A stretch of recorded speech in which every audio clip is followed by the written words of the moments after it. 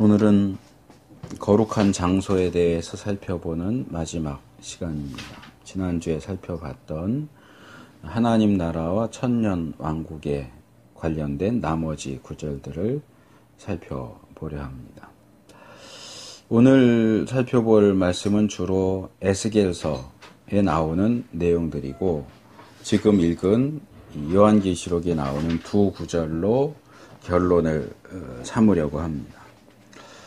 이 본문을 살펴보기 전에 한 가지 좀 말씀을 드려야 할 것이 있는데, 이 에스겔서 이 본문이 42장부터 46장까지, 48장까지인가 이렇게 쭉 계속 나와요. 그래서 이 48장이 마지막 장인데, 이 내용들은 이제 에스겔서를 연구하는 데 있어서 이 에스겔서의 마지막 단락, 마지막 부분이라고 할 수 있는 40장에서 48장까지 한 묶음인데, 보통 그것을 성전 환상 이렇게 부릅니다. 그러니까 우리가 살펴볼 이 구절들은 다 이 성전 환상에 대한 속한 구절들입니다. 호칭을 성전 환상이라고 이렇게 부르기는 하지만 그렇다고 해서 성전에 대한 이야기만 나오는 것은 아니고, 지난번에 성전에 대해서 할 때 제가 세 개의 명칭을 알려드렸어요.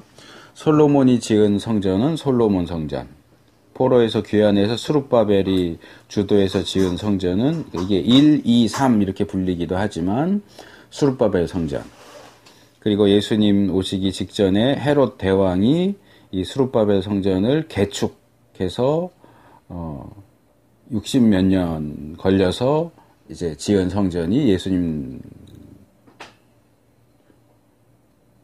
돌아가시고 완성이 되죠. 그래서 개축 중인 그 성경은 헤롯 성전 그렇게 이야기합니다. 그런데 성전에 또 하나의 성전이 나옵니다. 이게 바로 이 에스겔이 환상 가운데서 본 에스겔의 성전입니다. 그런데 이 에스겔 성전의 경우에 앞에서 말한 솔로몬 성전, 스룹바벨 성전, 헤롯 성전은 실제 역사 속에서, 시간 속에서, 공간 속에서 존재했던 성전들이었던 반면에 이 에스겔의 성전은 실제 역사 속에서 존재하지 않는다는 겁니다. 한 번도 이것이 에스겔의 그 환상 속에서 본 모습대로 지어진 적이 없어요. 그래서 이게 실제로 지어져야 하느냐, 지어질 것이냐, 아니냐가 이제 논란의 대상이 되고 있고, 이 정통 유대인들, 그리고, 이스라엘 회복 운동을 주도하는 이들 가운데 전부는 아니고 몇몇은 이 주장을 합니다. 실제로 이 예루살렘에 이 에스겔이 환상에 봤던 그 성전이 지어질 것이다. 지어져야 한다. 그 세상의 모든 그리스도인들은 이 성전이 지어지는 것을 위해서 헌금도 하고 헌물도 하고 도와야 된다. 그래서 이 성전이 지어지면 다시 그 성전에서 제사를 드려야 된다.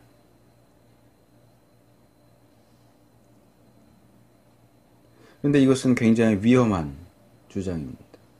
왜냐하면 신약이 일관되게 가르치는 것은 예수님이 이 땅에 오셔서 십자가에 죽으시고 부활하시는 것을 통해서 그림자였던 제사 제도와, 이거 특별히 히브리서에서 이제 강조하는 부분인데, 제사 제도가 완성됐다, 성취됐다, 더 이상 제사를 드릴 필요가 없다 라고 이야기하고 있기 때문에 그렇습니다. 그래서 그 주장은 신약을 전혀 무시한 구약만을 가지고 하는 주장이고, 지난주에 제가 그 용어를 사용했는데, 이런 구약 종말론은 신약 종말론에 의해서 교정되어야 합니다. 수정되어야 합니다.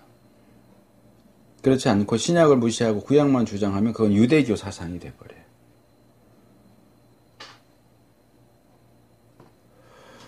두 번째로, 첫째로는 이 에스겔의 성전이 실제 역사 속에서 지어진 적이 없다 하는 것. 둘째로 이 사도 요한이 요한계시록에서 기록하고 있는 이 천상의 장면들은 에스겔서와 굉장히 밀접한 관계를 가진다는 겁니다.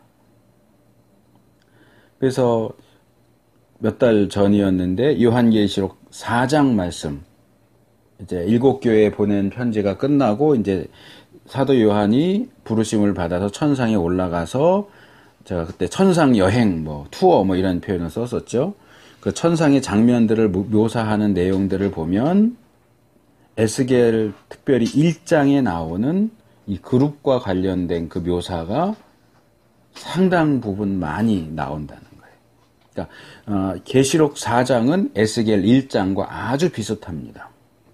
뿐만 아니라 이 요한이 새 하늘과 새 땅에 대해서 묘사하는 요한계시록 21장과 22장은 바로 이 에스겔서 40장에서 48장에 나오는 성전 환상과 아주 많이 비슷하다는 겁니다. 그래서 이 두 가지 사실, 실제 역사 속에서는 이게 지어진 적이 없다.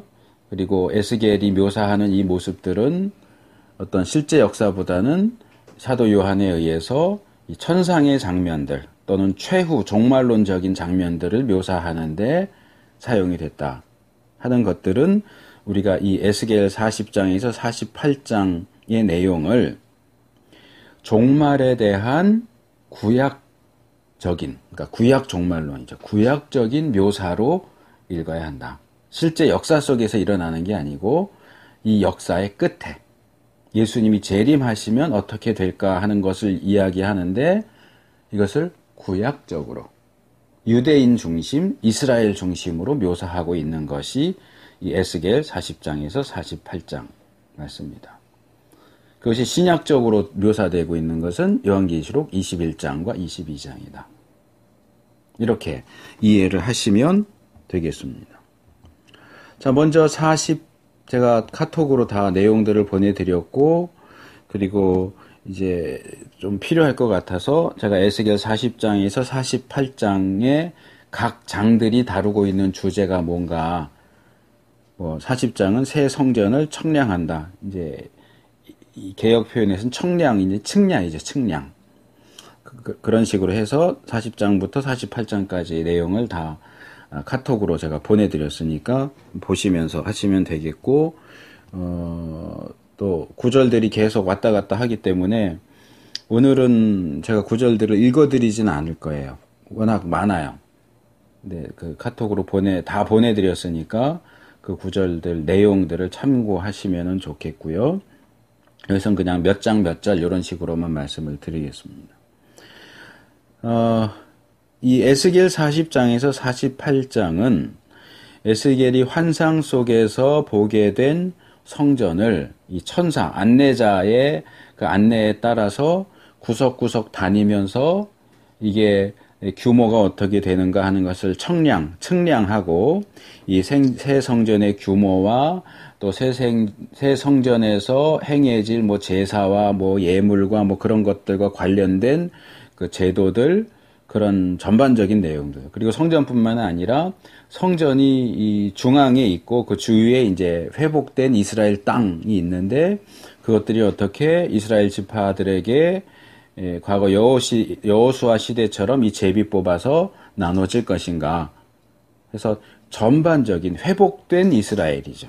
구약식으로 말하면 회복된 이스라엘이고, 신약식으로 말하면 예수님 재림 이후고, 이후에 새 하늘과 새 땅, 새 예루살렘에 대한 내용을 하나씩 그 소개하는 방식으로 진행이 됩니다. 우리가 먼저 살펴볼 이 42장은 제사장들에게 할당된 방들에 대한 내용입니다. 그 중에서 우리가 13절과 14절과 20절을 선택을 했습니다. 여기 이 13절은 제사장들이 지성물을 먹기 위해서 마련된 방에 대한 소개입니다. 하나님께 드려지는 제물은 거룩합니다. 그런데 번제를 제외하고는 다른 모든 제물들은 그 제물의 일부만 하나님께 드리도록 되어 있어요. 나머지는 제사장들에게 주어지는데 크게 이제 둘로 나눠져서 이 제사를 직접 집례한 제사장의 몫으로 주어지는 것이 있고, 제사를 집례하지 않았어도 다른 제사장들 또는 제사장들이 가족이 먹을 수 있도록 그렇게 주어지는 나머지 부분들이 있습니다. 근데 이 제사장과 그 가족들이 먹는다라고 할 때에도 또 구분이 돼요. 예를 들어서 소재의 제물 같은 경우는 뭐 한 바구니를 가지고 와도 실제로 하나님께 드리는 것은 한 줌만 드립니다. 한 줌, 그러면 뭐 예전에 제가 설명을 했던 부분인데, 이렇게 제 손을 좀 보세요. 이렇게 해서 한 줌 이렇게 쥐어서 드리는 게 아니고 이렇게 퍼가지고 이렇게 요만큼 쌓아갖고 요만큼 드리는 거예요. 한 바구니를 가지고 와도. 그럼 나머지는 뭐냐? 그건 제사장들 식량, 제사장과 제사장 가족들의 식량으로 주는 거예요. 그러니까 그건 집에 가지고 가서 집에서 그것을 뭐 튀기든지 삶든지 굽든지 해서 이제 먹을 수 있어요. 그런데 이제 짐승 제사 같은 경우에는 이제 여기 지성물이라고 하는 표현이 나오는데, 그것은 성전 바깥으로 가지고 나갈 수가 없어요. 그러니까 말하자면 제사장 가족들은 먹을 수 없고 제사장만 먹을 수 있어요. 제사장이 그걸 먹어도 꼭 지정된 장소에서 성전 안에서 먹도록 되어 있는 그런 것들이 있어요. 여기서 말하는 게 그거예요. 그래서 이 방은 두 가지 용도로 사용됩니다. 첫째는 그렇게 하나님께 드리고 남은 제물들, 그건 이제 지성물, 지극히 거룩한 것이라는 의미에서 이제 한문 표현이에요. 지성물. 그것을 먹는 용도, 그러니까 식당 같은 용도고, 또 하나의 용도는 창고로서의 용도예요. 그러니까 하나님께 드려진 제물을, 여기 보면 소제와 속죄제와 속건제의 제물을 거기 둘 것이며, 창고, 하나님께 드려진 제물을 보관하는 용도. 이 방은 창고와 식당의 두 개의 용도로 사용되고 있다. 그리고 이 방이 그래서 거룩한 곳이다 라는 것이 앞에 한 번, 뒤에 한 번, 두 번이 나오죠. 북편, 남편에 있는 방들은 거룩한 방이다. 그리고 끝에도 이는 거룩한 곳이라. 거룩한 방, 거룩한 곳. 이 부분을 보면서 제가 한문 표현을 떠올렸어요. 근주자적, 근묵자흑. 이 주도 붉다는 거고, 적도 붉은, 흑, 이것도 비슷한 표현. 인주 같은 것을 만지면 뻘겋게 묻게 되죠. 만지다 보면 뻘겋게 되고, 이 묵이라는 건 정확히 말하면 먹이에요. 글을 쓰기 위해서 벼 위에 이렇게 먹을 갑니다. 그러면 꺼멓게 묻죠, 손에. 붉은 것을 가까이 하면 붉게 되고, 검은 것을 가까이 하면 검게 된다. 영향력에 대한 얘기죠. 본문은 이 표현을 생각나게 합니다. 하나님과 관련된 것은 다 거룩하고, 그것들은 서로에게 거룩의 영향력을 끼쳐서 거룩하게 합니다. 하나님이 거룩하시고, 하나님께 드려진 성전이 거룩하고, 하나님께 드려진 제물이 거룩하고, 제물을 먹는 제사장들이 거룩하고, 제물을 먹는 방이 거룩합니다. 뭐라고 그럴까? 거룩이 연쇄작용을 일으키는 거예요. 거룩이 거룩을 가져오고, 또 그 거룩이 또 거룩을 가져오고, 거룩한 것 가까이 있으면 거룩이 묻는 거예요. 두 번째로 나오는 이 14절 말씀은 이 제사장들 의복, 제사장들이 성전에 들어와서 하나님을 섬길 때, 말하자면 이렇게 평상복 입고 들어와야죠. 들어와서 평상복을 입은 채 하나님을 섬기는 것이 아니라, 성소에 들어가서 하나님을 섬길 때는 다른 옷을 입어요. 제사장 전용 의복이 있어요. 대제사장은 또 대제사장 전용 의복이 있고요. 그것을 입고, 뭐 예를 들어서 매일 하는 것 중에 하나가 제사장이 진설 매일이 아니고 매주 한 번, 일주일에 한 번 진설병, 이 떡을 가지고 들어가서 6개에서 12개를 이렇게 드립니다. 먼저 있던 거는 꺼내오고, 그리고 이제 새로운 떡을 드리고 나옵니다. 그런 일을 할 때에, 또는 촛불이 있잖아요. 촛대. 그거 이제 기름으로 해갖고 타게 하니까 기름이 뭐 무한히 나오는 거 아니니까 기름도 더 채워 넣어야 되고, 또 향단도 있는데 향을 태우려면 향도 새로 채워 넣어야 될 거 아니에요. 그러니까 그런 일들을 할 때 제사장들이 성소에 들어가는데, 그럴 때 아무 옷이나 입고 가면 안 되고 제사장 전용 의복을 입고 들어가서 그런 일들을 해야 된다. 근데 그것은 정확하게 말하면 하나님을 섬길 때, 이게 14절 중간쯤에 보시면 수종 드는 그 의복, 이렇게 하는 이런 표현이 나와요. 그러니까 하나님을 섬길 때에 입는 그 옷. 그런데 그 옷을 입고, 자, 성소에 들어가서 진설병도 바꾸고 향도 채워 넣고 기름도 채워 놓고 나왔어요. 그런데 그리고서 번제단이 있는 바깥들, 또는 그 바깥에 있는 바깥들, 성전에 속하긴 하지만 제일 외곽에 있는 일반 백성들이 있는 이 바깥들로 나오면 안 된다. 그 일을 하고 나서는 이 옷 갈아입는, 옷을 보관하거나 갈아입는 그 방이 있어요. 그 방에 들어가서 다시 옷을 갈아입고, 일반적인 보통 옷으로 갈아입고, 그리고 나서야 바깥들에 나올 수 있다. 이거는 좀 이렇게 복잡해 할 수도 있는데, 이 구약의 어떤 특징적인 요소일 수 있고요. 제사와 제의와 관련된 엄격한 규정이기도 해요. 이 성전은 거룩한 곳이지만 성전이 모두 다 똑같은 정도로 거룩한 게 아니에요. 이게 중요한 부분이기 때문에 뒤에서 또 얘기를 하게 될 거예요. 자, 성전은 안으로 들어갈수록 더 거룩해져요. 성전 자체가 거룩하지만 성전 바깥들은 그 중에서 가장 덜 거룩한 곳이에요. 안뜰로 들어가면 바깥들보다 안뜰은 더 거룩하고요. 안뜰보다 성소, 아까 말한 진설병과 향단과 촛대가 있는 성소는 더 거룩하고요. 더 안으로 들어가서 언약궤와 시은자가 있는 지성소는 가장 거룩한 곳이에요. 그래서 거룩의 정도에 따라 거기에 갈 수 있는 사람들도 구분이 돼요. 예를 들어서 바깥들은, 이게 구약의 성전과 신약의 성전과 좀 차이가 있는 것 같기는 하지만, 바깥들은 이스라엘 사람들 중에 여자들이 거기까지 갈 수 있어요. 더 못 가요. 바깥들까지만 들어갈 수 있어요. 그리고 이방인이지만 유대교 신앙을 가진 사람들 바깥들까지 들어올 수 있어요. 신약에서는. 근데 여기서는 모르겠어요. 이거 지금 헤롯 성전은 그랬는데 이 에스겔 성전이나 수르바벨 성전이나 솔로몬 성전에서 그랬는지 어쨌는지 잘 모르겠어요.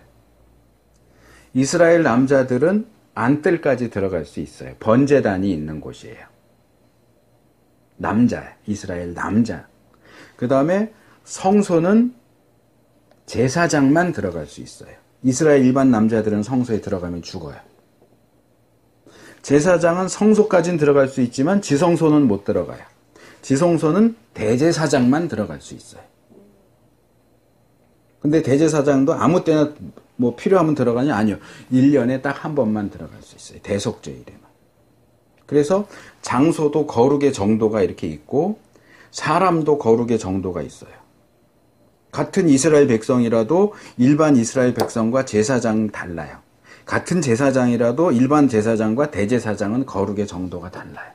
그래서 들어갈 수 있는 곳도 다른 거예요.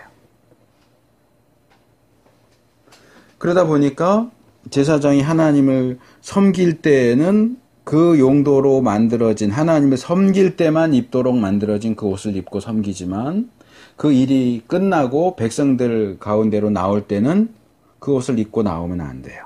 꼭 반드시 옷을 갈아입고서야 일반 백성들이 있는 곳으로 나올 수 있습니다. 이런 규정들을 통해서 우리가 배울 수 있는 것은 하나님을 섬기는 일이 과거에 얼마나 철저한 법도와 규례에 따랐는가. 그에 비하면 오늘날 우리가 하나님 앞에 나올 때는 너무 질서가 없어 보여요.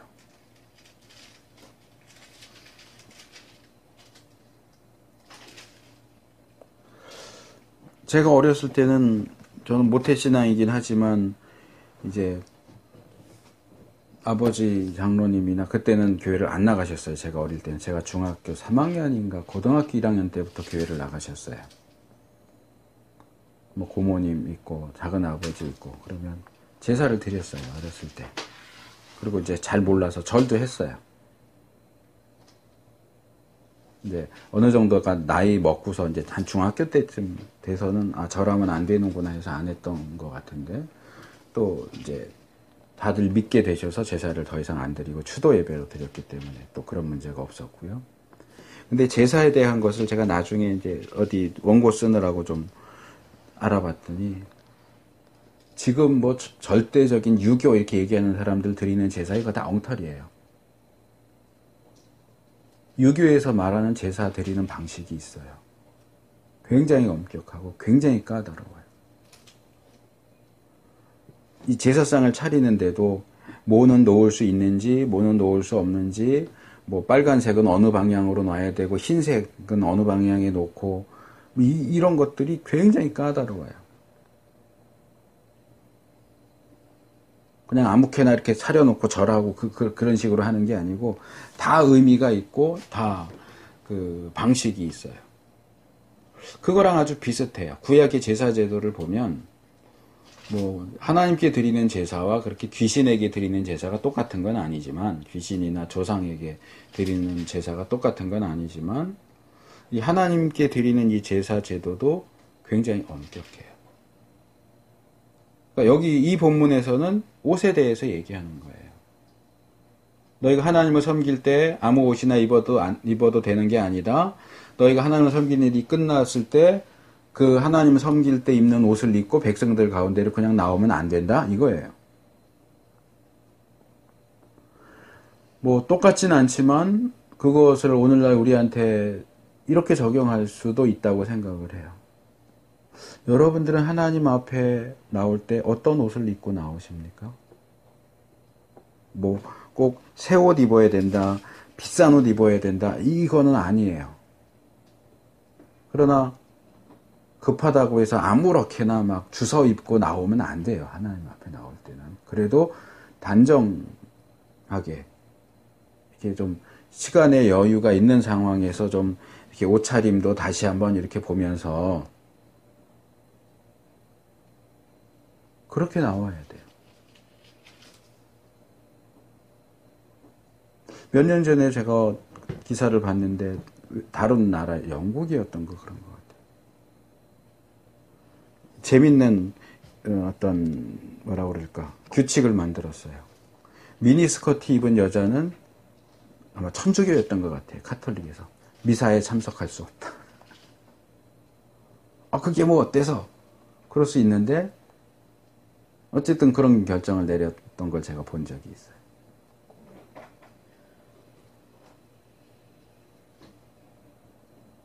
내 옷차림이 또는 머리 모습이 하나님을 만나고 하나님을 뵈서 하나님을 예배하기에 적절한가, 적당한가.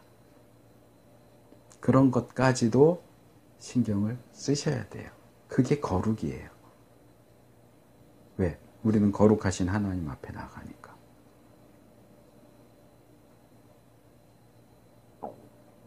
야하게 입고 오시면 안 돼요. 거칠게 입고 오시면 안 돼요. 아무렇게나 입고 오시면 안 돼요.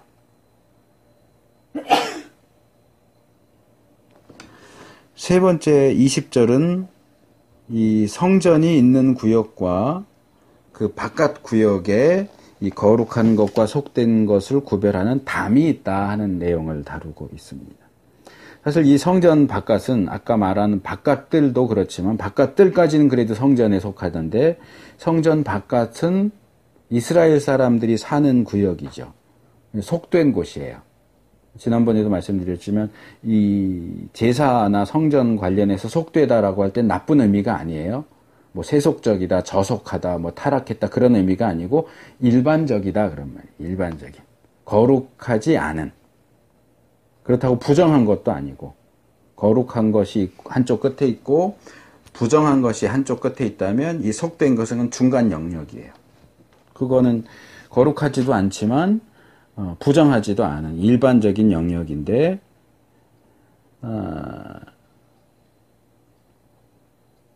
그럼에도 불구하고 거룩한 것과 일반적인 것 사이에 구별이 필요하다. 분리가 필요하다.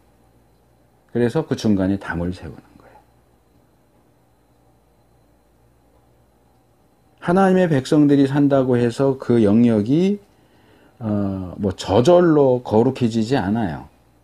하나님은 하나님의 백성이 거룩하게 살기를 원하시지만 우리가 거룩하게 살 때 그 장소가 거룩하다라고 말할 수 있을지 모르겠어요. 우리가 거룩하게 살지 않고 죄 지으면 일반적인 그 장소가 부정해지죠. 죄악으로 물들게 돼요.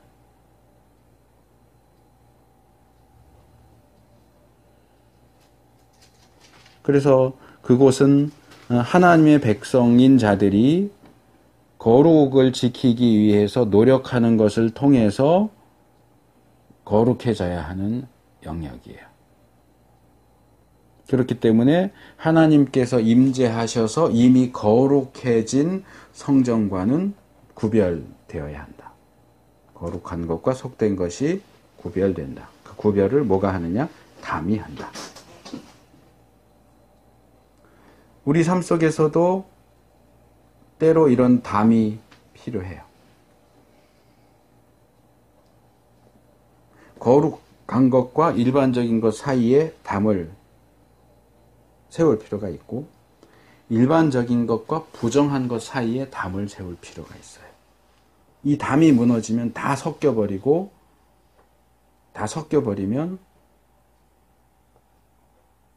옛날 이스라엘처럼 망하는 거예요.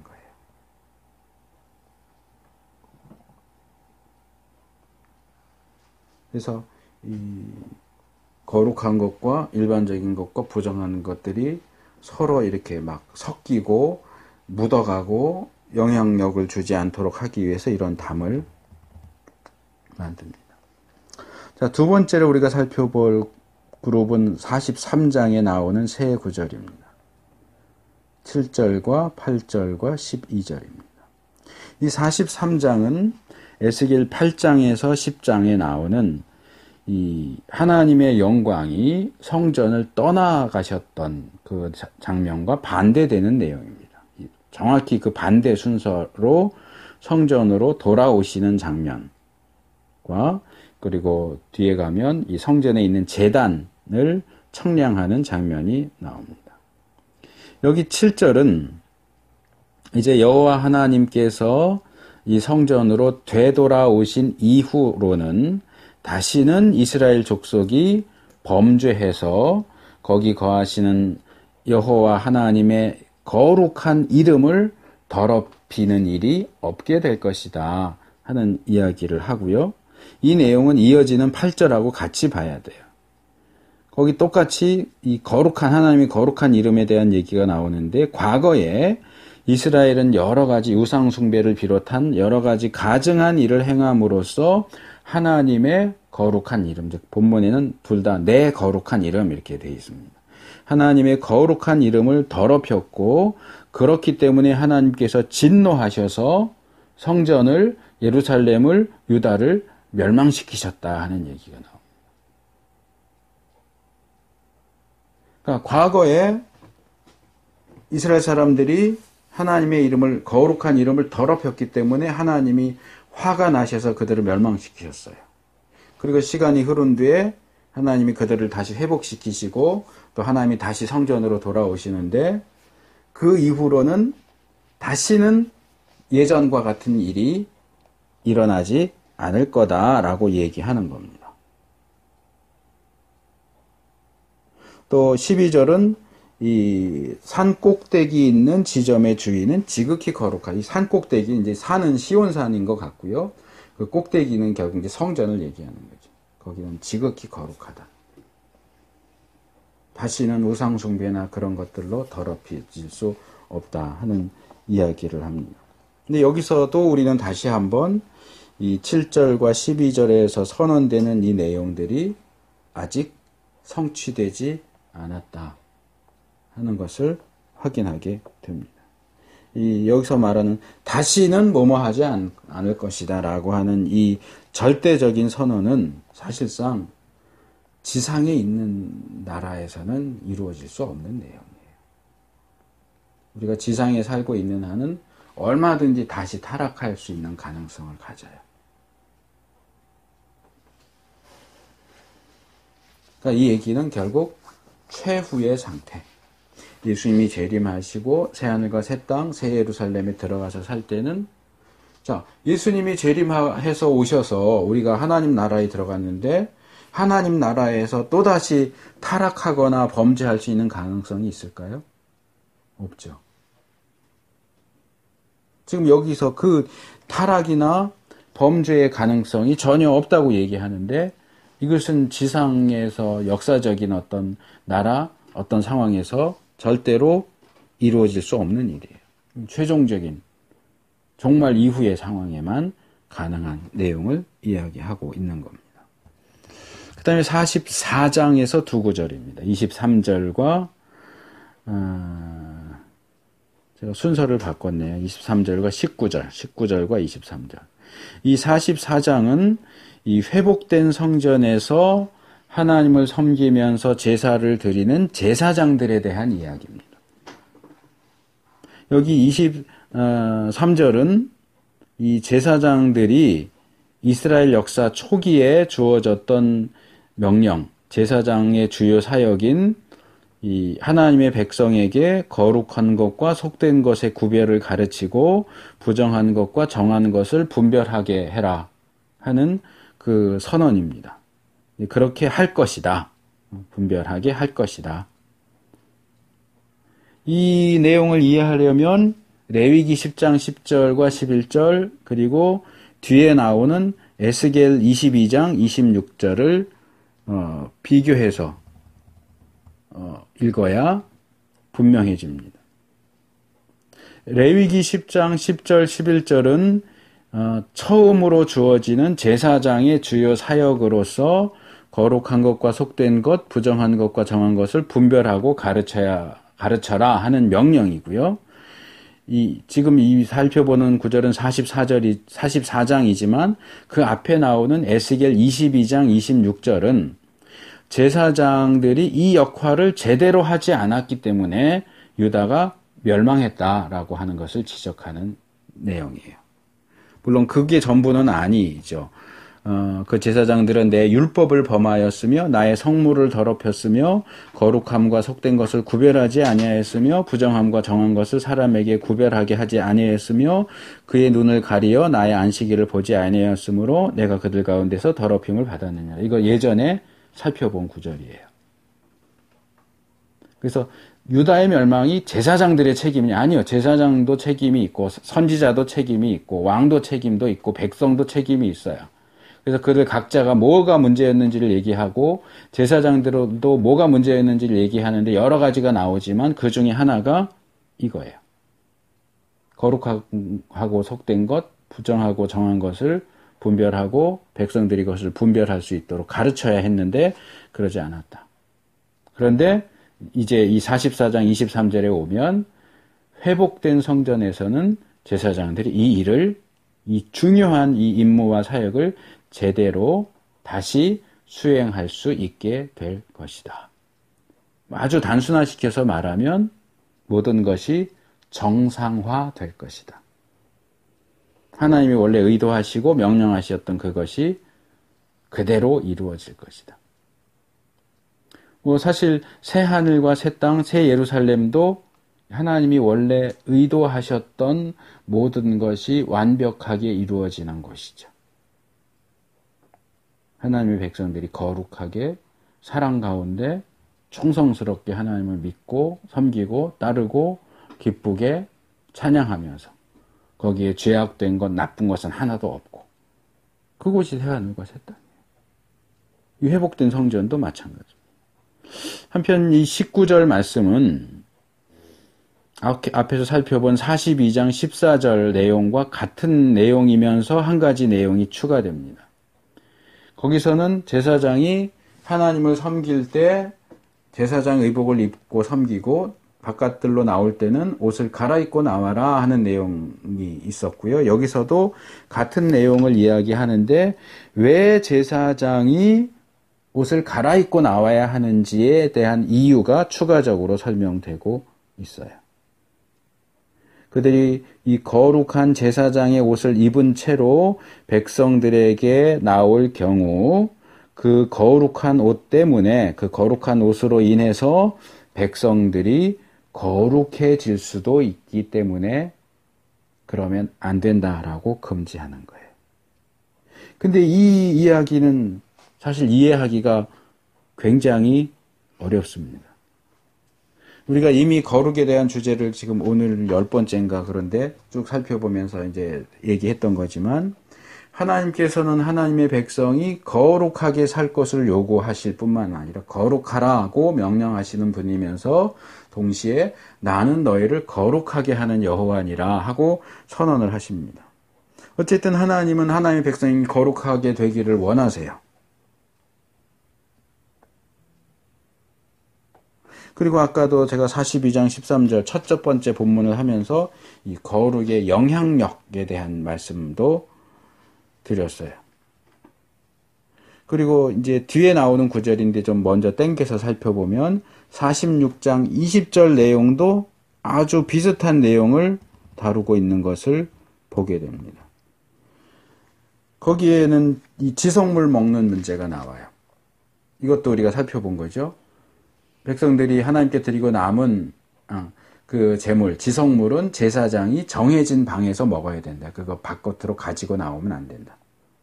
지성물은 성전 안에서 정해진 방에서만 먹어야지 일반 백성들이 있는 바깥들로 가지고 나오면 안 된다. 왜? 똑같은 이유예요.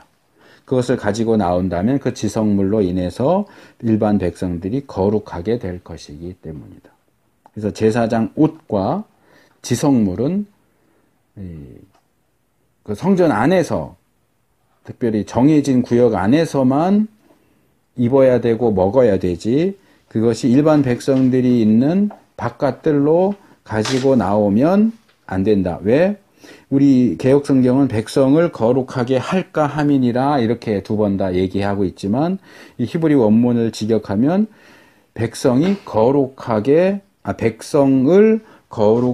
하지 않도록 이런 말이에요.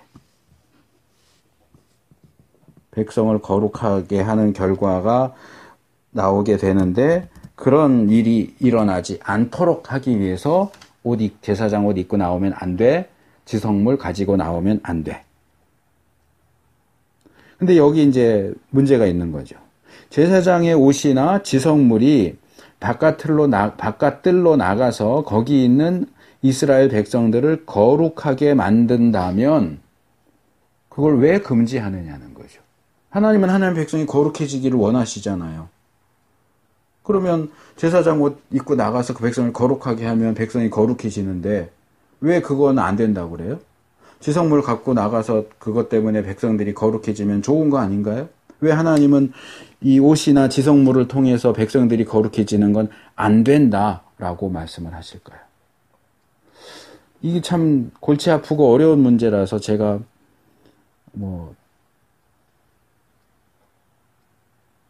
간략하게나마 몇 권의 주석을 찾아봤어요. 아마 한 7, 8권 찾아본 것 같아요. 근데 거의 대부분의 주석들은 이 문제를 아예 다루지도 않아요. 그러니까 아까 말한 4장 뭐 12절 이런 데서 옷 갈아입고 나가라, 또 지성물 거기서 먹어라, 이런 거랑 연결해서 옷을, 제사장은 옷을 거기서 갈아입어야 된다, 이것만 설명을 하지, 갈아입지 않고 나가면 백성들을 거룩하게 할 것이기 때문에 그러면 안 된다에 대해서 설명하고 있는 주석이 하나도 없어요. 하나도라고 말하기는 그렇고, 제가 찾아본, 그래도 뭐 현재 우리 기독교 안에, 개신교 안에서는 가장 권위 있는 주석으로 알려진 게 WBC라고 하는 주석인데, 그게 에스겔서가 두 권짜리로 된 주석인데, 거기에도 안 나와요, 이 내용이. 설명이 안 나와요. 그리고 웬만한 주석들을 제가 다 뒤져봤는데 이 부분을 다루지를 않아요.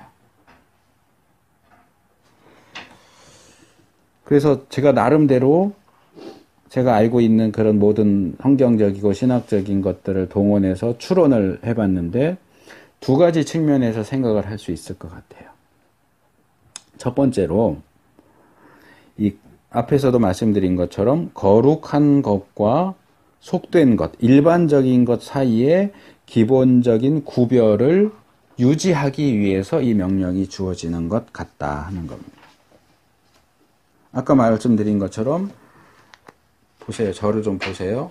한쪽 끝에 부정한 것, 죽은 것이 있어요. 이건 제일 바깥에 있는 거예요. 죽음의 영역이에요. 그리고 반대쪽 끝에는 거룩한 것, 지극히 거룩한 것. 그러니까 성소, 지성소를 생각하시면 돼요. 그러니까 여기에는 거룩한 것, 그걸 넘어서는 지극히 거룩한 것이 있고, 이쪽에는 이방인들의 영역, 죽음의 영역이에요. 부정한 것과 죽음의 영역이 있고, 그 중간에 완충지대로 일반적인, 속된, 일반적인, 그러니까 이스라엘 백성들이 속해 있는, 이스라엘 백성들이 살고 있는 이 영역이 있어요. 그리고 아까 말한 것처럼 여기 담에 대한 얘기는 이 거룩한 것과 속된 것 사이에만 얘기가 돼요. 제가 여기도 우리가 세워야 된다 그랬지만 성경에는 속된 것과 부정한 것 사이에 담이 있다 하는 얘기는 없어요. 다만 이제 신약에 오면 바울이 에베소서에서 유대인들과 이방인 사이에 담이 있다 이렇게 얘기를 하는 장면이 나오죠. 뭐 그게 거기 있는 담이라고 생각해도 무리는 안 될 것 같아요. 그래서 이 거룩한, 속된 것은 부정한 것은 아니지만 거룩한 곳도 아니기 때문에 거룩한 곳에만 있어야 하는 것이 속된 곳으로 나오는 일은 없어야 된다. 자기 있는 위치를 지켜야 된다.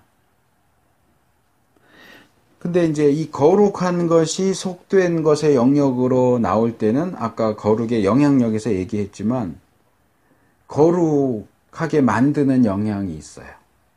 그러니까 인주는 그걸 만지는 사람을 붉게 만드는 능력이 있죠. 먹물은 그것을 만지는 사람의 손을 검게 만드는 능력이 있는 것처럼 거룩한 것은 그것과 접촉되는 것을 거룩하게 만드는 그런 힘을 가지고 있어요. 그런데 이 거룩한 것이 영향을 미쳐서 이 속되거나 일반적이거나 정한 것을 거룩하게 만드는 것은 사실 늘상 있는 일은 아니에요. 특별 케이스라는 얘기예요. 그 특별 케이스의 예를 들자면 제사장 위임식. 이제 우리가 이제 다음 한 2주 정도 후, 2주나 뭐 3주 정도 후에 이제 2주 정도 후에 이 문제를 다룰 것 같아요.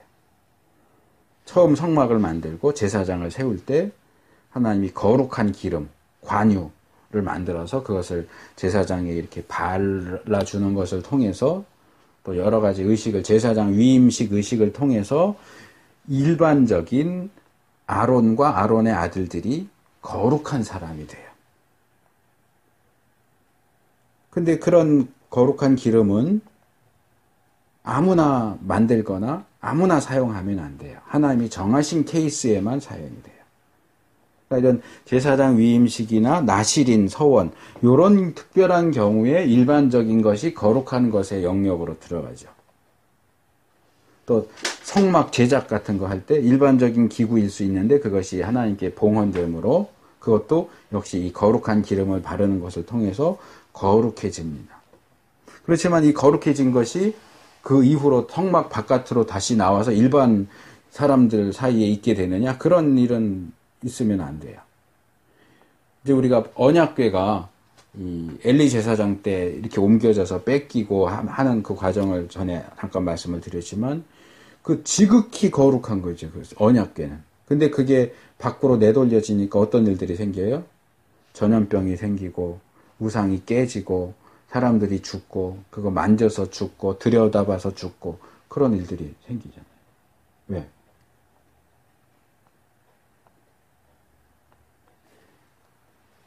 이건 좀 복잡한 얘기이긴 하지만 쉽게 제가 설명을 드릴게요. 거룩한 것이 일반적인 영역으로 오면 거룩한 것의 영향력으로 일반적인 것이 거룩해져요. 그런데 거룩한 것이 부정한 것의 영역으로 오면 어떻게 될까요?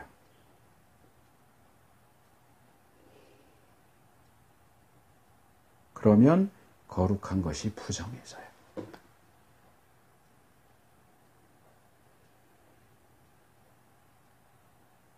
그것이 구약의 기본적인 원칙인데 그것을 깨트린 게 예수님이죠. 예수님 거룩하신 분이에요. 혈루증 앓는 여인이 예수님을 만졌어요. 혈루증은 부정한 사람의 대표적인 케이스 중에 하나예요. 거룩한 것과 부정한 것이 접촉했어요. 그러면 구약의 원리에 의하면 예수님이 부정해져야 돼요. 그런데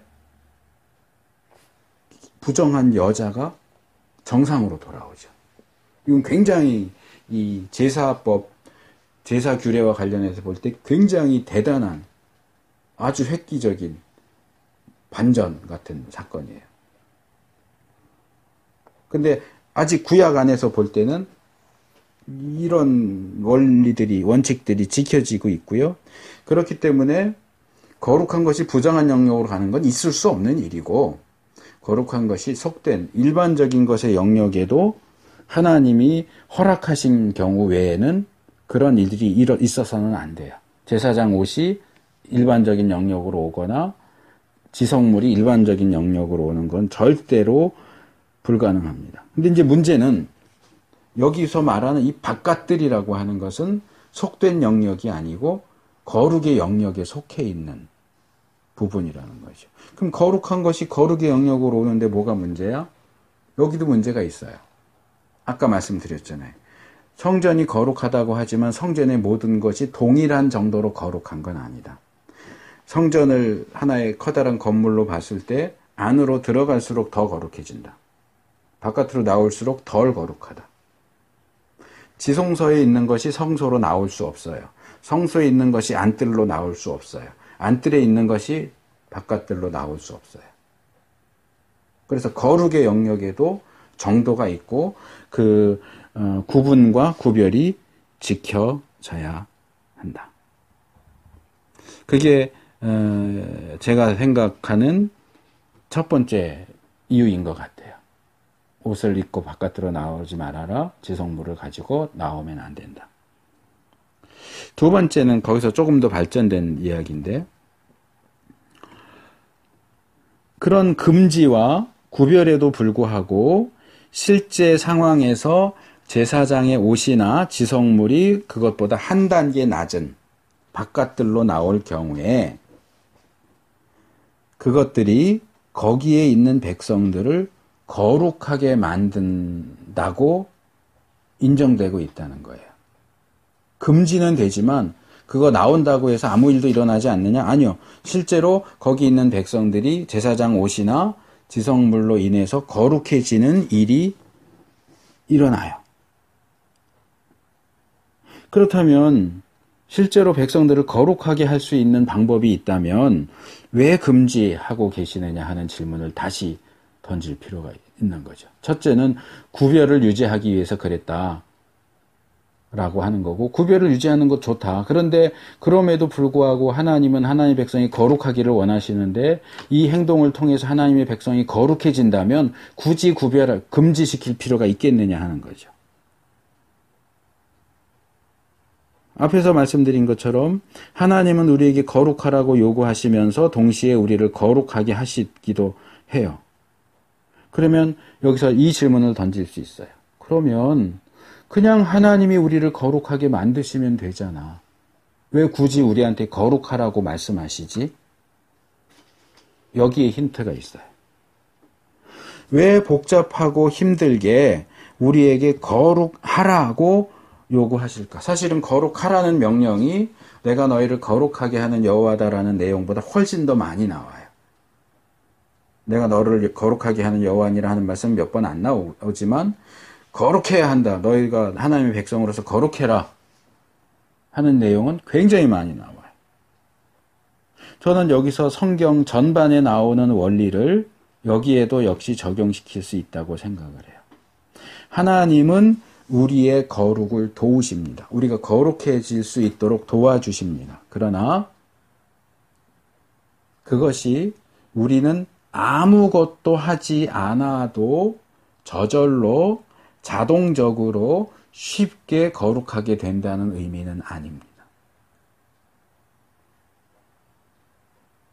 제사장의 옷이나 지성물을 가지고 나와서 나오는 것을 통해서 백성들을 거룩하게 만드는 것이 불가능한 일은 아니에요. 가능해요. 하지만 제가 이 표현을 좀 기억을 해 주셨으면 좋겠는데, 하나님은 그렇게 쉬운 거룩을 허락하지 않으세요. 그렇게 쉽게 거룩하게 되는 것을 인정하시지도 않고 허락하시지도 않아요. 그래서 하나님은 우리에게 거룩하라는 명령을 계속 하시는 거예요. 옆에서 도우시지만. 이런 거예요. 우리 아이들 어렸을 때도 그랬지만 요즘엔 더 그런 것 같은데, 아이가 이제 초등학교 막 들어가면 1학년 때는 아무것도 모르니까 2학년, 3학년 이렇게 학년 올라가면 숙제를 해야 되는데, 아이들이 숙제 가져오는 걸 보면 아이들 능력으로 하기 어려운 것들이 있어요. 결국 그거는 부모가 대신 하려는 거예요. 부모가 숙제를 해줘야 숙제가 가능한 그런 경우들이 있어요. 근데 그렇다고 해서 아이가 학교에서 숙제 가지고 왔는데 부모가 다 숙제 해줘버리면 아이는 공부가 될까요? 도움이 될까요? 그게 아이의 실력이 될까요? 그건 부모의 실력이에요. 부모가 그 숙제를 해줄 수도 있어요. 하지만 부모가 그 숙제를 해주면 사실은 안 돼요. 학교에서 아이들이 전혀 배우지도 않고 전혀 할 수도 없는 걸 숙제로 내주지는 않죠. 힘들고 어렵기는 하지만 그래도 학교에서 기본적으로 배운 것들을 활용해서 할 수 있는 한도 내에서 숙제를 준단 말이에요. 그러면 시간도 많이 걸리고 머리도 많이 아프고 짜증도 나고 그래도 아이에게 네가 그 숙제를 해라고 해야죠. 쉽고 간단한 방법이 있긴 해요. 부모가 대신 해주는 거예요. 똑같은 원리예요.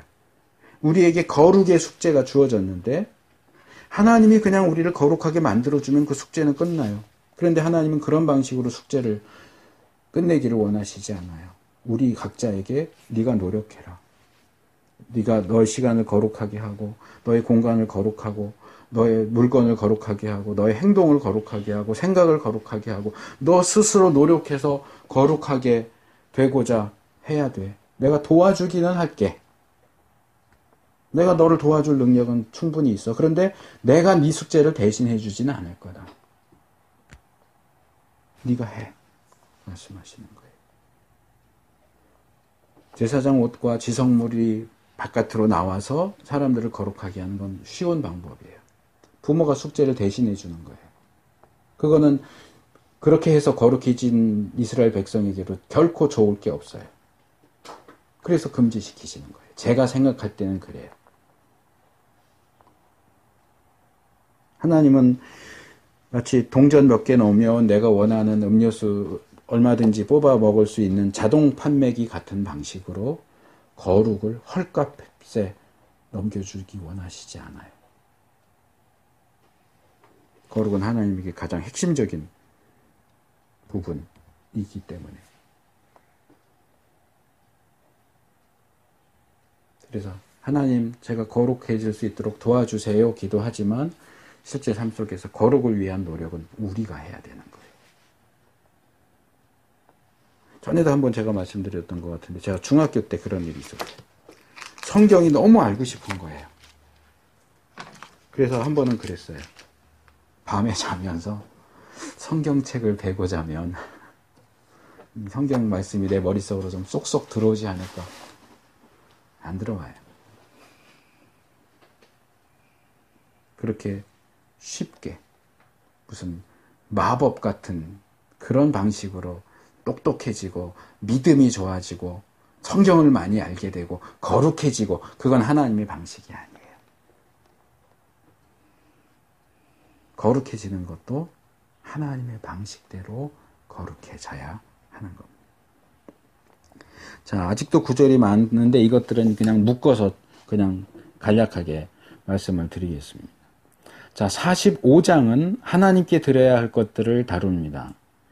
여기에 1절, 3절, 4절, 6절, 7절 5개 구절이 있는데 여기 다 공통적으로 나오는 게 거룩한 구역이라는 표현이에요. 그러니까 땅을 나누는데 자기들에게 주어지는 땅들 가운데서 한 구역을 거룩한 구역으로 삼아서 여호와께 예물로 드려라 하는 이야기예요.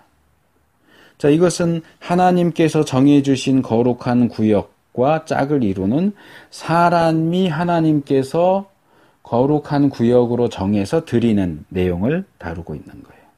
전에도 제가 계속 강조했던 것처럼 하나님께서 거룩하다고 하시는 것과 인간이 거룩하다고 하는 것은 서로 조화를 이루어야 돼요. 하나님께서 무언가를 우리에게 주시면서 야, 이거 거룩한 거야 라고 하시면 우리는 그것을 거룩한 것으로 인정하고 그것의 거룩을 지키고자 노력해야 되고요. 사람이 하나님 이거 제가 하나님께 거룩하게 드릴게요 라고 했을 때에는 하나님이 오케이, 그래 내가 그 거룩한 것으로 받을게 할 때에 거룩한 거지, 하나님이 오케이가 떨어지지 않으면 우리가 아무리 이걸 거룩하다라고 해봐야 실제로 거룩해지지 않아요. 그래서 하나님께서 거룩하다고 하시는 것과 사람이 거룩하다고 하는 것이 서로 짝을 이루고 조화를 이루어야 된다. 여기서 말하는 것은 사람 편에서 우리의 장소를, 우리의 시간을, 우리의 물건을, 우리의 행동을 적용적으로 말씀을 드리는 거예요. 여기서 본문에는 이제 장소에 대한 얘기만 나오지만 그것을 하나님께 거룩하게 드릴 수 있어야 된다. 또 하나 이 본문은 그렇게 거룩하게 드릴 것을 하나님께서 명령하신다는 거예요. 명령하고 계시는 내용이에요. 이렇게 되면 이렇게 해서 거룩한 구역으로 삼아서 하나님께 나에게 드려야 된다라고 요구하세요. 그래서 이거는 드려도 좋고 드리면 좋고 안 드려도 상관없는 게 아니고 반드시 드려야 돼요. 우리의 영역을 하나님께 거룩한 구역으로 삼아서 드려야 돼요. 우리의 시간 중에 일부를, 마지막 때는 물론 전부겠지만 이 땅을 사는 동안에는 우리가 가지고 있는 장소의 일부를 하나님께 거룩한 구역으로 드려야 되고 우리에게 주어진 시간의 일부를 거룩한 구역으로 삼아서 드려야 되고 우리가 가진 물건의 일부를 거룩한 것으로 삼아서 드려야 되고 그게 뭐 이제 말하자면 예배 처소인 거고 주의를 지키는 것이고 헌금하고 헌물하고 하는 그런 것들로 말할 수 있겠죠. 헌신하고 봉사하는 것. 하나님은 우리가 그렇게 우리에게 속한 것들을 거룩한 것으로 삼아서 하나님께 드리기를 원하시고 요구하십니다. 그 다음에 46장의 두 구절, 19절과 20절입니다. 46장 19절은 성전 안에 있는 제사장에게 주어진 거룩한 방에 대해서 얘기하고 있고, 근데 거기가 거룩한 방이다 하는 것밖에 나오지 않기 때문에 그냥 소개만 하고 넘어가고요. 46장 20절은 이게 이 지성물 가지고 나가면 안 된다는 그 구절인데 우리가 앞에서 살펴봤기 때문에 넘어갑니다. 그 다음에 이제 48장에 나오는 나머지 구절들입니다. 10절, 11절, 12절, 14절, 18절, 20절, 21절 7개의 구절. 이 마지막 장, 에스겔서의 마지막 장인 이 48장은 회복된 땅의 분배에 대한 내용입니다. 여기 선택된 7개의 구절은 제사장에게 돌려지는 거룩한 땅, 그 중앙에 있는 여호와의 성소, 그리고 레위 지파에게 주어지는 거룩한 땅, 뭐 이런 것들에 대해서 쭉 이야기를 하고요. 여기서 이제 중요한 것만 추리면 두 가지가 반복돼서 나와요. 하나는 하나님께 거룩히 구별하여 드릴 땅에 대한 이야기고, 또 하나는 그 모든 땅들의 중앙, 12절에서 12절 아니고 10절에는 중앙이라고 돼 있고, 이 같은 단어인지는 제가 확인을 안 했는데 21절에는 중간 이렇게 돼 있어요. 중간, 중앙. 어쨌든 그 회복된 땅 중앙 또는 중간에는 여호와의 성소가 있다 하는 내용이 계속 반복되고 있어요. 그래서 이것은 한마디로 요약을 하면, 그때는 이스라엘 땅이 다 거룩할 거예요. 그리고 그 거룩한 땅의 중심에 뭐가 있느냐? 거룩하신 하나님이 계시는 거룩한 성소가 있을 거예요. 이건 뭘 얘기하는 거냐? 거룩이라는 주제에 있어서 하나님 중심성, 모든 거룩의 중심에는 하나님이 계신다는 거예요. 그래서 하나님으로부터 이 거룩이 이렇게 전염돼서 나오는 거예요. 흘러나오는 거예요. 하나님이 계신 지성소는 가장 거룩하고, 그 다음에 성소가 그 다음으로 거룩하고, 안뜰이 그 다음으로 거룩하고, 바깥뜰이 그 다음으로 거룩하고, 그리고 원래 구약에서는 그 다음 이제 이스라엘의 영역은 속되고, 그 바깥으로 이방인의 영역으로 나가면 부정하고 이렇게 되지만, 이 회복된 이스라엘에 있어서는 그 모든 것들이 다 거룩해진다. 그리고 중간에 하나님의 성소가 있다. 그래서 이 하나님, 거룩에 있어서 하나님 중심성이 지리적이고 공간적인 측면으로 표현되고 있는 거예요. 그래서 하나님께서 그 중심에 계시지 않는다면 거룩이라고 하는 것은 사실상 불가능하다는 거예요. 우리의 시간도, 공간도, 삶도, 행동도 그 중앙에 하나님이 계시지 않는다면 아무리 우리가 입술로 거룩을 외쳐도 거룩은 불가능합니다. 우리의 시간의 중심에 하나님이 계셔야 돼요. 우리 공간의 중심에 하나님이 계셔야 돼요. 우리 생각의 중심에 하나님이 계셔야 돼요. 우리 행동의 중심에 하나님이 계셔야 돼요. 우리의 삶의 중심에 하나님이 계셔야 돼요. 그래야 거룩이 가능해져요. 우리의 모든 것들 중앙에 하나님이 계시는 것. 하나님 없이 거룩을 이루려고 하는 노력은 절대로 성공할 수 없어요. 그냥 단순히 거룩해져야 되는데 거룩해지려고 노력해야지, 그걸로는 거룩해질 수가 없어요. 우리의 관련된 모든 영역, 시간과 공간과 삶과 그 모든 영역 중앙에 하나님이 계셔야 돼요. 거룩하신 하나님이 계셔야 돼요. 자, 마지막으로 요한계시록의 2절, 우리가 아까 읽었던 요한계시록 21장에 나오는 2절과 10절 말씀. 자, 이 두 구절은 특별한 건 없어요. 여기서는 하나만 말씀드릴 거예요. 자, 두 구절은 모두 거룩한 성, 새 예루살렘. 2절에는 새가 붙었고 10절에는 새가 빠졌죠. 근데 어쨌든 거룩한 성 예루살렘, 거룩한 새 예루살렘. 근데 이 거룩한 성 새 예루살렘에 대해서 얘기하면서 2절과 10절에서 공통적으로 얘기하는 건 뭐냐면 그게 하늘에서 내려온다는 거예요. 하늘에서 내려온다.